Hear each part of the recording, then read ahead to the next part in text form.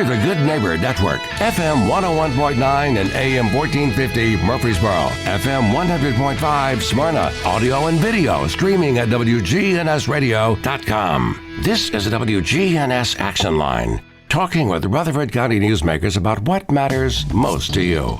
Now, your host, Scott Walker. Right now that time, 8:17, you're tuned to WGNS on this Monday morning, today the 16th of December. And now in studio with us this morning from MTSU, we have Matthew Hibdon, and he is the Strategic Communications Manager for the MTSU College of Liberal Arts. And I guess, first of all, talk a little bit about what you do there on the MTSU campus.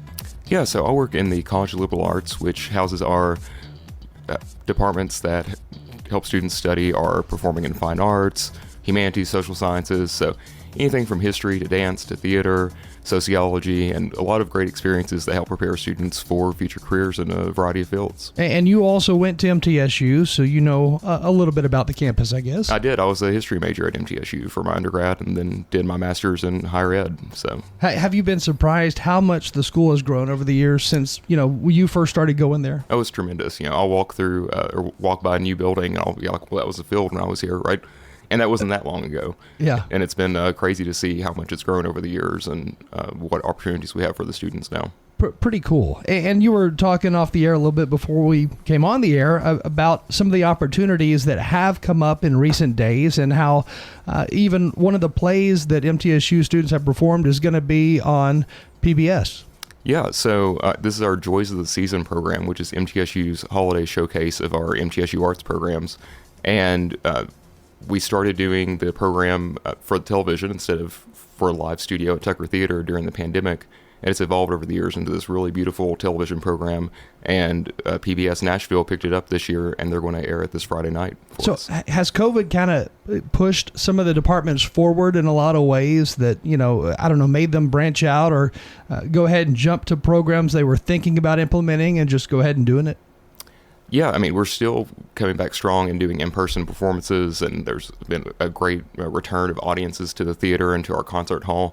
But the pandemic forced us to think a little bit differently about how we can reach a wider audience. So that's why we took our Joys of the Season program to the air to help showcase our students' talents across Tennessee. And there's several TV stations outside of Tennessee that pick up the show now, too. And so what all is involved in that Joys of the Season?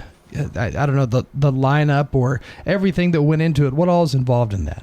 Well, like any good Christmas show, we had to start thinking about it this summer, right? Because you have to plan it out and start thinking about the faculty and student schedules and, because they need rehearsal time. And this is in addition to all the other concerts and programs that they're doing, is we had to start filming this back in October. That's the secret of television, right?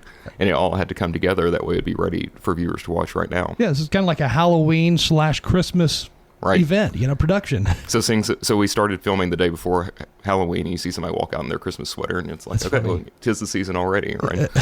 But this show in particular is really great because it helps us showcase our MTSU arts programs, like I said, theater, dance, art, and music. And so we have a stellar lineup this year, and this fall, Christy Schamberger, who's our department chair, and also the musical theater director, she directed a show called She Loves Me, which is a great musical comedy rom-com from the 1960s that has an excellent Christmas song in it called 12 Days to Christmas, about shoppers hurriedly trying to get their last-minute gifts together. And so we were able to film that, and that has our students in full costumes with full lighting design, set design, all of that experience like being at the theater, like you would see on PBS for great performances. Yeah, we got to capture that for audiences that weren't able to get to the theater in November to see it. Do you sometimes see students who are part of these different, plays and whatnot?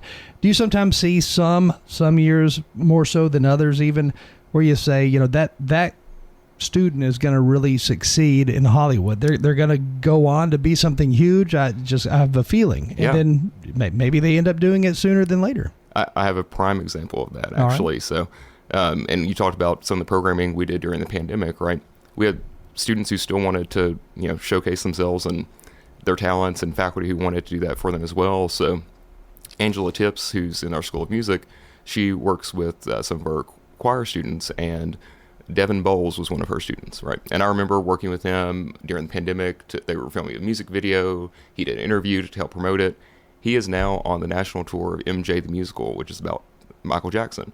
And that is coming to Nashville to TPAC this April and May. So we're going to do an alumni night there, and he's going to do a meet and greet with folks. And so that's an example of a student just from the last few years who's taken the talents that he's honed at Tucker Theater, and it's now taking them on the road to share with audiences everywhere. And how does a student take that step? You know, they go from college performances to Broadway or to movie productions. How do they go about taking that step? Because that's, you would think, is a pretty big leap.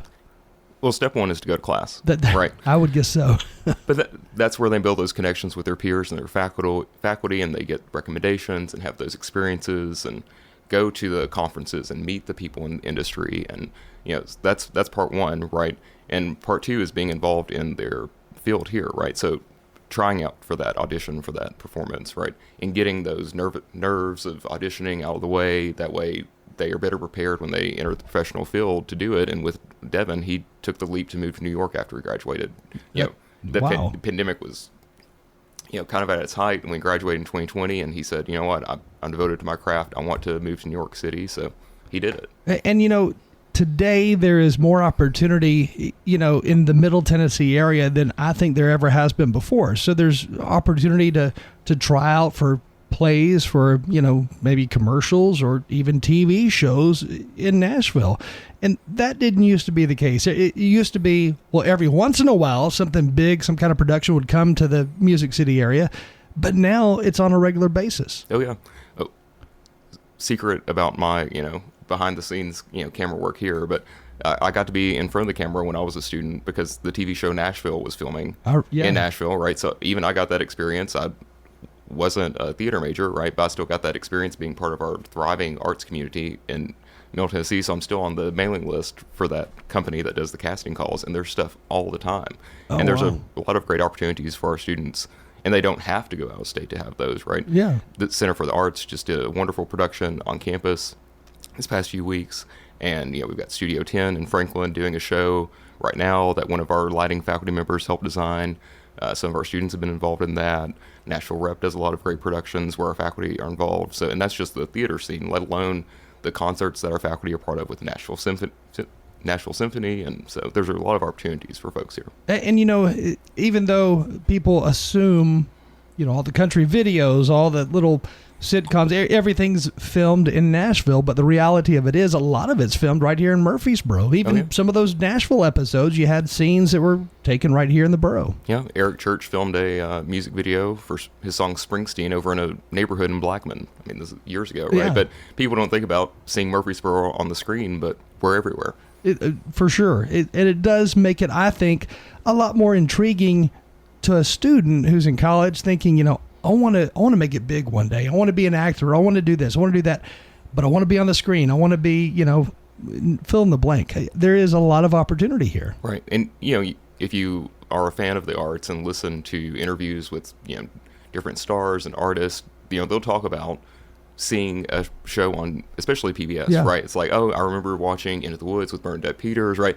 And that was kind of their call that, you know, they wanted to be part of that magic, right? So that's our hope in televising Joys of the Season to a wider audience, that hopefully we can reach some of those students and let them know that we have those programs in the arts that can help propel them to that next step. So this Joys of the Season broadcast on PBS, when is that going to be, and how can folks watch it?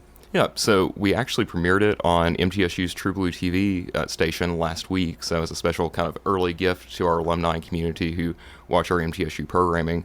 And that information is available at mtsu.edu/truebluetv about how you can watch that.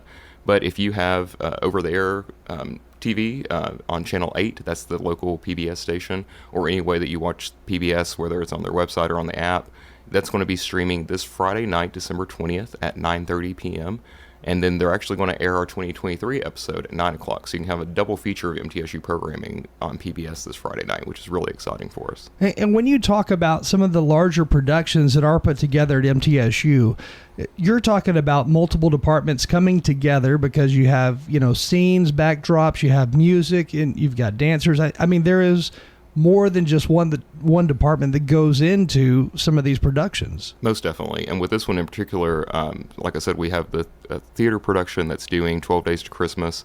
We also have Dr. Brian Hazlett from our School of Music. He's a cello faculty member, and he put together a custom arrangement for the show and worked with some of his students to learn that and perform it. We also have some dancers from our dance program who are doing a classic from the Nutcracker, Waltz of the Flowers, and this year's the 70th anniversary of George Balanchine's famous Nutcracker production with the New York Ballet. So, that's a quick holiday favorite for a lot of folks from that show. And we also have Dr. Carol Nyes, who will be playing the sleigh ride with the Symphony Orchestra to kind of close out the show. But we have a new addition this year that we're excited about, showcasing our arts faculty with Dr. Debbie Sickler-Voigt. When it comes to the students who make all of this happen, are we seeing a large number of students from out of state, or are they from Middle Tennessee? MTSU has a long history of attracting talented students from across the U.S. and world to come to the campus, but we have so many students who are from the local area, right? I grew up in McMinnville, 45 minutes away, right? And MTSU was a draw for me to come move to Murfreesboro, and I've been here for pretty much half my life at this point. And so MTSU is a great place for local students to go and get those skills to take them to the next level. Are there a lot of opportunities for students to get scholarships of different kinds in order to be a part of the different arts programs? Yeah, MTSU has... Sorry. Oh, you're good. It's that time of year. It is that time of year. 'Tis the season for coughing and sore throats and all that good stuff. And just sinus drainage in general. Thank you, Middle Tennessee. Allergies, right? But MTSU has guaranteed scholarships for students, whether they're a first-time freshman coming out of high school, whether they're a transfer student, and then there are additional scholarships for students once they get admitted to MTSU. So if you're coming to the School of Music, you audition, you do well in that, there's special scholarships they have for you for that. Our Honors College has scholarships, and there's even more scholarships available for students once they get at MTSU, thanks to the support of our donors. Now, you're seeing more and more high schools these days offer programs that are college-level programs, and the kids are actually earning college credits.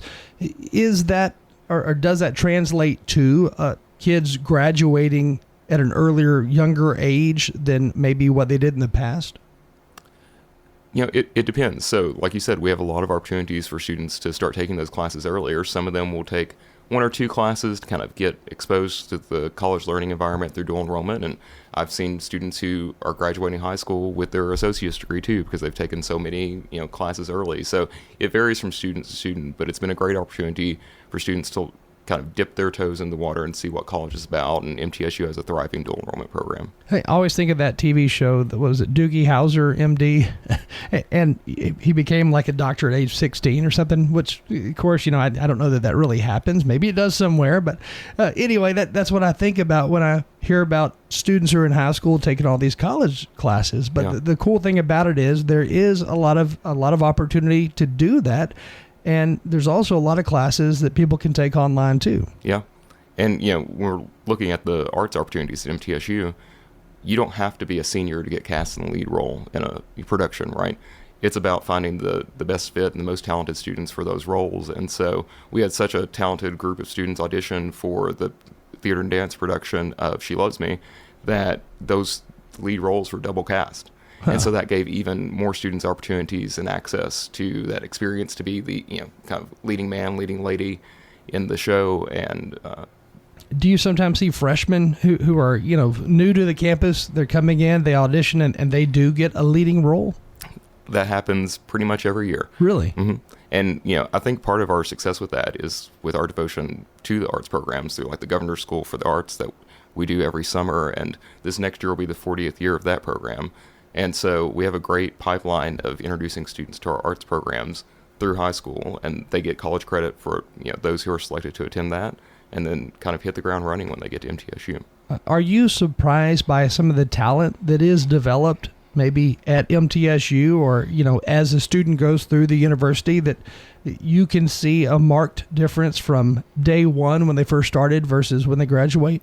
Yeah, that's one of the awesome things about my job, honestly, is, we as a community, right, our faculty, the staff, we get to see the students from their first semester to the last semester, and then some of them stay around for grad school and continue their craft more. And it's just amazing to see that growth from show to show. And maybe they decided that they wanted to pick up a dance minor, right? So now they're not just a double threat, being able to sing and act, but now they can add dancing and be a triple threat. And so it's amazing to see them grow and kind of walk through campus and just hear people practicing their instruments and crafts, outdoors even. So, is there a genre that you see more kind of go towards when it comes to acting? Is it comedy? Is it drama? What is it that you see, or is it across the board? It's really varied. So we have a deep bench of talent for MTSU students, and they go on to do great things no matter what their field and area is, whether that's in art. We have Heather Mulder, who's a alum who recently won a contest to design a stamp for the postage for the U.S. Postal Service about the bluegrass heritage of the state. And so we have students who go into all different kinds of directions. It's pretty cool. Even news production and investigative reporting, things like that too. Definitely. It is pretty neat. If somebody wants to learn more about the joys of the season, the special broadcasts, if they want to learn more about the arts at MTSU, what should they do? Yeah, you can go to our website, mtsu.edu/mtsuarts, and we have a link there to Joys of the Season program, to information about how you can watch it, and then also links to our upcoming performance calendars for the spring semester for our music, theater, and dance programs. Sounds good. And of course, there's season tickets you can buy each year for the different plays on the campus. And I guess you can buy those through the website as well. Yeah, if people join the MTSU Arts Patron Society, they get exclusive access to some of our events on campus and free tickets to things. And some of our events aren't even ticketed. So it's a great resource, and parking's free after 4:30, so you don't have to worry about getting a ticket if you come to see a show. So we'd love to see everyone out. That is a positive. Not have to pay for parking, number one, or get ticketed for parking in the wrong place. Cheaper than going to TPAC. No offense to our definitely friends is. at TPAC. But Well, Matthew Hibdon with us this morning. Thank you for joining us this morning. Thank you so much. That time right now, 8:34. Stay with us. We do have more news and information coming your way next right here on WGNS on this Monday morning. The Action Line on FM 101.9 and AM 1450 Murfreesboro, FM 100.5 Smyrna. Listen and watch at WGNSradio.com. Get your Good Neighbor events to us in writing 2 weeks before they occur. We'll put them on the radio and the internet. WGNS, AM, FM, and online. Santa Claus is coming to Animal City.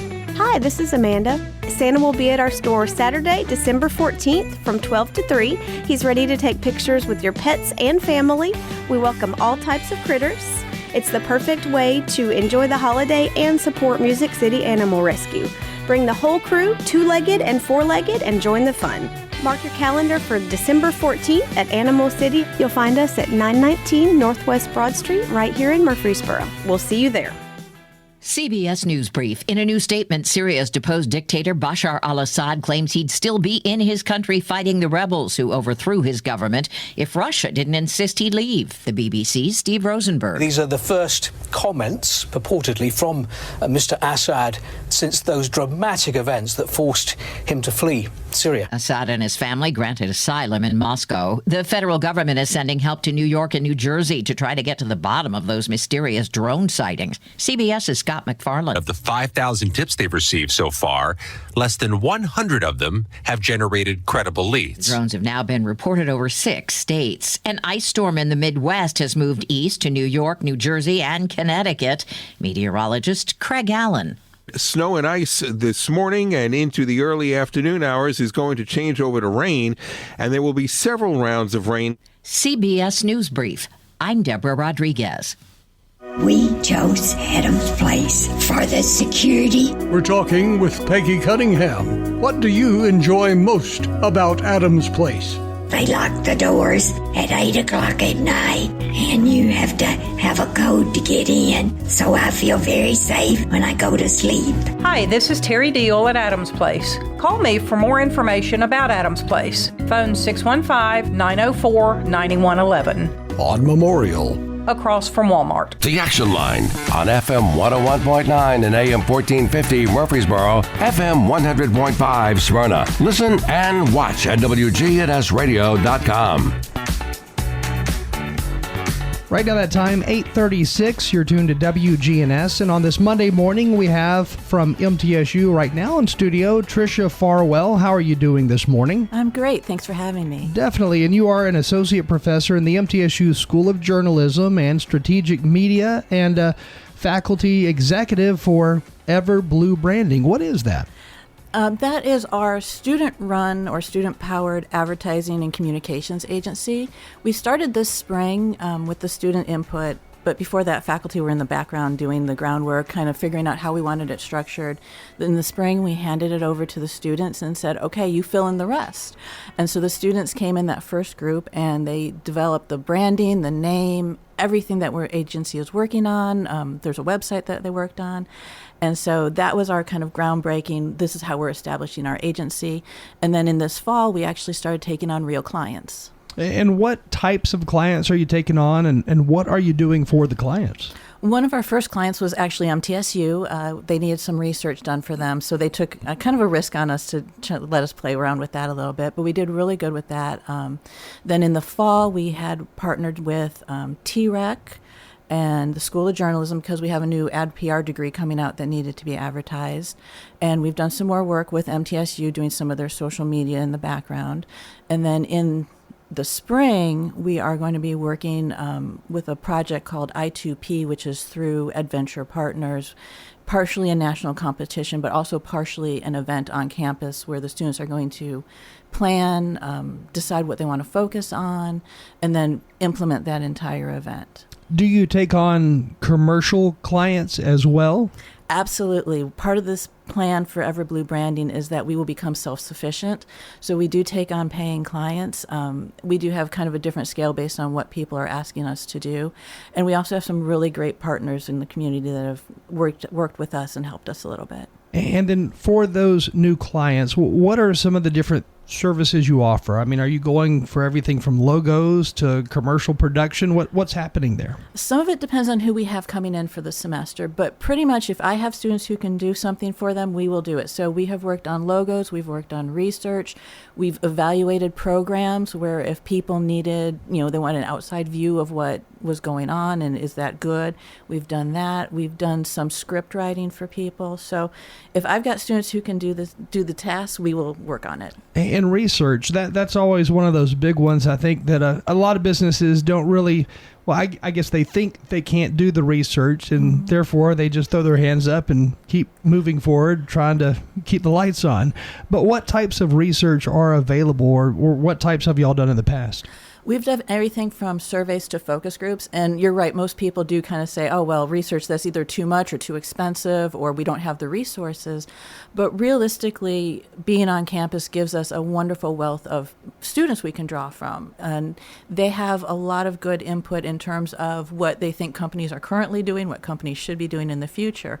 So we've, for example, had a focus group where we brought students in and we just talked to them about why they selected MTSU for their school. And we can do something like that for any kind of business. If they have just something small that they want to look at, we can do that. We can also conduct surveys. We do have at MTSU the surveying equipment, so it's called Qualtrics that we use, and that lets us do a survey and then we can share it on social media, and we also go through our review board so that we make sure that all the survey questions are approved. Are there still big advertising firms out there that are hiring, or do you see a lot of students create their own ad agency whenever they get out of school? It's a mix of both. Really, it depends on what the students want to do with their lives. Most of them do tend to want to go to the agency life still and start there because it is a definite experience. I've always told my students, when you walk into an agency, you really feel what that agency is about. And we've got some really great agencies up in Nashville and some really good local ones too. So our students have a great resource to draw upon. So they can start at an agency for a little bit, and then once they get that under their feet, they might want to branch out on their own and start their own business. And really, over the years, it's been impressive as far as what smaller agencies are able to do these days, because, man, with computers in the ad world versus, let's say, 40 years ago, it's quite different. It's completely different. I mean, even when I was in school as an undergraduate, we were just starting to learn what we call desktop publishing, which now that everyone has access to Canva, everyone can do all that publishing on their own. It's definitely opened up the realm for people to be able to get into doing creative work at a very inexpensive level. And very impressive work too, often. Definitely. And our students have been trained by going through our program so they can even bring in additional skills besides pulling down a Canva template and just doing mods for that. Our students have been trained in what makes an ad more effective. We have software where we can look at how people review the ads. Like we have it's called an eye tracking software, and we can see what's the first thing that a person will look at when they see the ad. And eventually we're going to add a second part to that, which actually reads micro expressions on people's faces. So not only will we see where you look first, but we'll also see what your first reaction is to the ad. So I guess this tracking would be done through somebody's camera, which is on their, let's say, laptop computer, and it's able to see what direction they look when they see the ad for the first time. Exactly. It looks like a standard computer with just a little camera on top of it, and just the software that connects to all of that does its magic, and we can track expressions, we can track where they look, how their eye travels across the page, all sorts of data like that. It's interesting what can be done these days. It's kind of scary sometimes too. It is. It is. I mean, you even have, phones tracking every sentence you say when your phone looks to be off for the most part. And then next thing you know, you turn it on and the ad pops up for whatever it was you just discussed. Yeah. Advertising has really taken some major changes, positive for advertisers, based on technology. We can even geofence right now. So when you're driving by a McDonald's, we can send you an ad to your phone because you're driving by that location that we've targeted to serve those ads to. Which is kind of cool because you're able to target folks who are, all right, a McDonald's is coming up in 200 feet. Yep. And then that ad pops up right at the right time. Exactly. And a lot of times advertising, for it to work right, we just have to be at the right time with the right message. Yeah, and location's really important, isn't it? Especially for restaurants or something where you want just kind of that impulse purchase. That's right. So what all are students learning outside of the studies and, the targeting of ads? Or are they also putting together different things from other departments, like the artwork for, let's say, the logo? Definitely. Some of our students actually have taken our media design courses, so they do have some experience on that. But this semester, for example, we had a student who was in the art department who came and joined the agency for this semester. So she brought that additional eye where we might have focused on the technical advertising side. She brought in a more artistic view of how to look at the project, and of course it made a better output. Sure. And then how do you go about deciding what type of client to take on? Are you actively going out there saying, hey, we would like to help you with your message? To some extent, yes. To some extent, clients have been coming to us also. So we are at the point now where people are learning about us and what we can do. So word of mouth has been really helpful, but there is still a bit of us knocking on doors and saying, hey, this is what we're doing, and we'd love to do something for you. Does all of this, or do you guys go as far as doing ad purchases, ad buys for different businesses? Depending on what they're looking for, we can. I'm not sure we're quite up to the point of doing national buys, but we can definitely help with local buys. And is there a big difference in the landscape, nationally speaking, versus local advertising? I wouldn't say a big difference, but it tends to be a little bit more complex because realistically, most companies don't need to do a national buy. You have to be like a McDonald's or a Coca-Cola, where your product definitely is everywhere. But most people can get away with small regional buys or even local buys, which might be more effective for them. I don't know that the general public really thinks about the amount of work that goes into marketing a McDonald's, marketing a Walmart, or those bigger companies, because you've got multiple ad agencies involved working together, and they're, like you said, regionally. Some of them are purchasing ads at that local level. Maybe it's in the Middle Tennessee area, or maybe it's New York. But there's a lot that goes into each and every ad. Definitely. For example, the local McDonald's here, we actually worked with them a little bit and helped with some of their on-ground stuff on campus.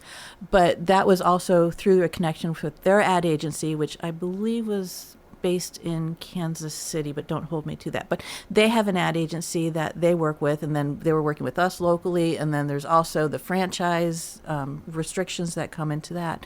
And a lot of people, when they do see the ads, you're right, don't think about how the ad got on the television or whatever they're listening to.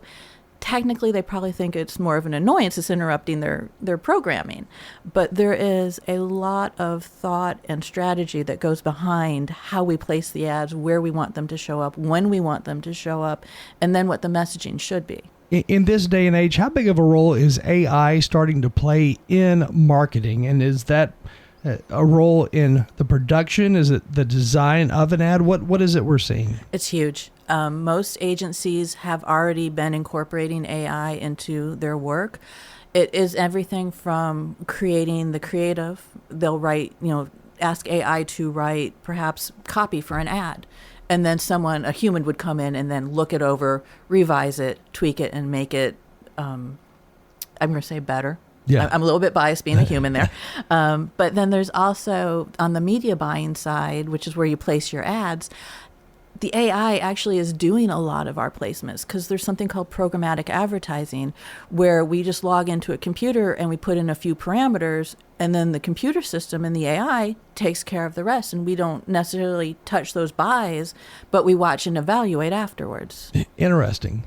Again, with us this morning, Tricia Farwell with the MTSU, and if anybody would like to learn more about the School of Journalism or about marketing and what you guys are doing there, how can they find out more information?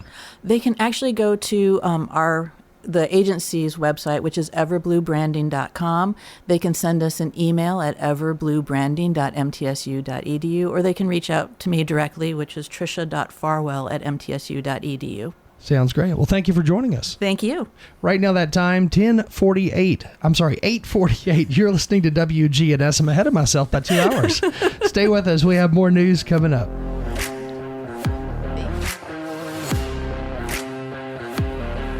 We're excited to announce that Capstar Bank is now officially a division of Old National Bank. The friends you've made while banking right here over the years are still here, and so are those delicious, warm, homemade cookies. Everything you enjoyed about Capstar is still at Old National Bank in Murfreesboro at 2230 Dr. Martin Luther King Jr. Boulevard. Come on over and enjoy warm cookies with friends while doing your banking at Old National Bank. Old National Bank, member FDIC, equal housing lender.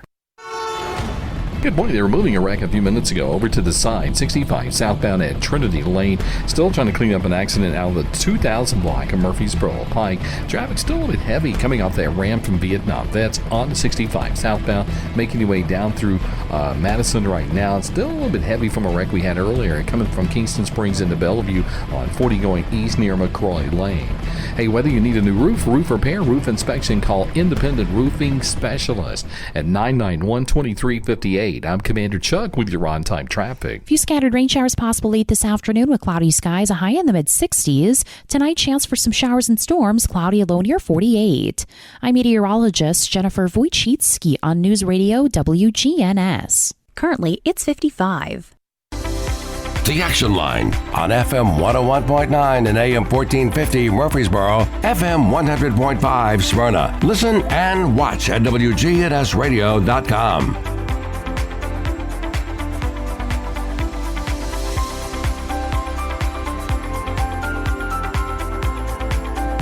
Right now that time, 8:50, you're tuned to WGNS, and with us right now in studio, Dr. Sean Foley, a history professor who specializes in Middle East and Asian politics and culture. How are you this morning? I'm doing fine this morning. It's great to be here again. I believe I was here about a year ago where we're talking about very different subjects, so the opportunity to speak with you and to your audience and to the wider community is someone I welcome, particularly about a subject for which both I, my students, and others at the university community played a terrific role in this past year. It's something I'm excited to talk about, and I'm really happy to have the opportunity on this cold and slightly wet morning here in the mid-state to have the chance to speak to you about something that was a lot of fun to do and for which I hope to continue. Sounds good. So what are some of the things that you've been up to lately, and what are our students doing right now? Well, one thing I came here to talk to you about is a class. I do a lot of things on campus. I focus on the Middle East and other things that we've talked about. I've taught on U.S., I've taught on world history, but I'm here to talk to you today about a new course I developed about aviation history.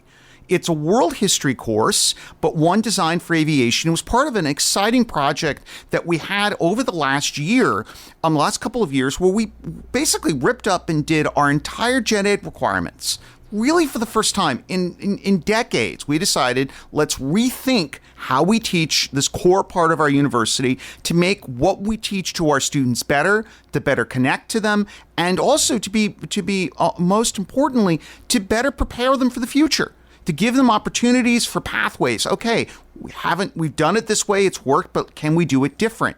And I was really lucky. When we started doing this for the last couple of years, one of my colleagues, Suzanne Sutherland, was head of the part of our department, and I teach in the Department of History, that was responsible for this. And I talked to her about this course, which was an aviation course. And as I'm sure both you and many of your listeners know, we have a thriving aviation department that has been growing by leaps and bounds. It's been a challenge for both it's something for the university to deal with, but also, of course, for the airport to deal with. And the idea was to say, all right, let's design a course that could better meet the needs of these students, but also other students who are interested in aviation. And that's where this course came from. Okay, and you brought a diagram with you as well, so tell us about that, and how does all this go together with MTSU? Sure, great question. Let me add one thing. One of the things that made this project so very successful was the addition of Suzanne Sutherland, who's actually the head of our faculty senate this year, but also Dr. Paul Craig, who teaches in the aviation department. I cannot thank him enough for what he did. He was a partner who provided some excellent ideas to make the course better. He's someone who's worked directly with his department to bring students into the course. Always a wonderful thing. And one of those students, an aviation student, really gave me a clear idea that this course was going to work. When we did a project, let me get it here so you can see it. This large, for your radio listeners, large whiteboard. It's on both sides, you can see. And we did one of the exercises we did in the class. There's both lectures, but students also get an opportunity to make a tangible contribution on their own, was to develop, after they'd studied World War I, in aviation, World War I, which was an important part of that war and global history, was to do a museum in Europe. A museum in Europe. Thinking in France, we picked a place, imagining, and with a budget, what would you put in this museum? Sure. We did it on a Wednesday. I normally had discussion exercises on Wednesday, but on the following, we didn't finish the exercise. So it went from a Wednesday, and on the following Monday, I started, let's finish up the exercise. And I come into the classroom, and Peyton Cooley, one of those students from aviation, comes in with this huge whiteboard. And it's filled on both sides with what he proposed his group's museum would look like. And one of the things that was amazing about that when he did that, I knew I had a strong class. I had some really strong students from different parts of the world in the class. But when he did that, that pointed to me that they had taken ownership for the course, that this was something that they were willing to go the extra mile to. This project is this whiteboard, as you saw, huge. Yeah. That took real time and real effort. And it suggested both he and his colleagues had bought into the course. And that was something exciting for me, because that meant if I put in the work, they were going to respond and make it even better. And again, throughout the semester, I had other students. Joshua Rodriguez is one who gave me specific suggestions. Oh, if you thought about that movie, for instance, we were talking about space. He said, can you talk about Hidden Figures, for instance? Other types of stuff, too. I had one student, Chad Sapp, whose father had served I believe in the Air Force or the Navy, and brought in his father's aviation suit, including the outfit. And it was wonderful to see him wear it, as his father had, but also to see the students try it on. And you could feel in the room an electric sense. It was learning in the best sense of the word. So history and aviation, and you know, the whiteboard that you just held up, are these students hoping and pushing to move further into and opening up the world of history in aviation to a broader sense, maybe to the general public? Sure, absolutely. But also, I should note, aviation is a rapidly growing industry. And the numbers that talk about for the future and where they're going to be in places like India, places like China, Latin America, and other places, it's growing quickly. Part of the point is not only to open up aviation to the community, but also to train students, to give them to know if they're going to work with aviators or other people from other parts of the world. They need to know so. And it also, I should note, goes back to here. This is a woman named Cornelia Fort. Mm-hmm. And Fort's a remarkable woman. She grew up in East Nashville. There's actually a Fortland, is a street named after the farm where she grew up. And she was a female aviator, and one of the first, and probably the first person to see the Japanese planes come into Pearl Harbor on December 7th, 1941. And she's there for a reason, because Paul Craig and I, when we came up with the course, he insisted that we make it global and we be inclusive, including that of women. And he suggested this would be a good story because it's global, it has women, but also ties in this region with aviation and the rest of the world. Do you foresee an aviation museum in Tennessee, in our area, anytime in the future? That's a terrific idea. We actually have aviation museums close by.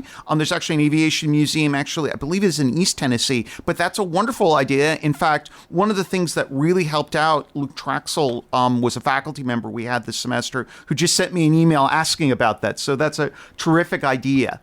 I mean, it seems like the Middle Tennessee area would be great for it, especially because we had the old Seward Air Force Base in Smyrna. Yeah, absolutely. Those are some terrific ideas. And I should note that can I mention something quickly about the airport? Sure. I'm sure many of your listeners know about the challenges about dealing with the growth with the aviation program and at the airport. And in fact, one of the reasons I wanted to do this course was a good friend of mine, Joel Silversmith, is an aviation attorney who specializes in airports. It's one of his specialty, in particularly small airports. So I actually we had Joel come in, and he gave a lecture to the aviation department, but also to the class.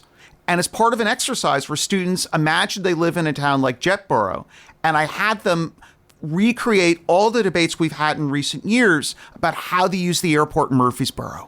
Huh. And, the interesting thing about the Murfreesboro Airport, it's landlocked and really can't grow outwards any bigger. And I understand why Shelbyville is going to be the new home for MTSU's, fleet of airplanes. Right. And one of the things we did with that was the link in it. And talking to Joel, who is a top aviation attorney, gave students an opportunity to meet with him, get his card, talk with him, but also to give the aviation students to understand one of the key themes of the course, which was the direct connection between what happens in the air and what happens on the ground. Those two things. And we even did a board game. Pan Am board game. And I should add, where I came in that day to add to it, I wore a Pan Am pilot's uniform. Good old Pan Am. That's right. Been a lot of years since they've been up there in the air. Yeah. Yes, it is. But they still remember they're a key part of history. Definitely so. Again, Dr. Sean Foley with us this morning, and we're already out of time already.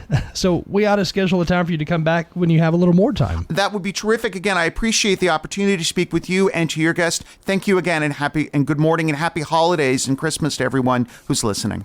Right now, that time, 8:59, just 30 seconds away from the 9 o'clock hour. Stay with us because we do have more news and information coming your way next. The Action Line on FM 101.9 and AM 1450 Murfreesboro, FM 100.5 Smyrna. Listen and watch at WGNSradio.com.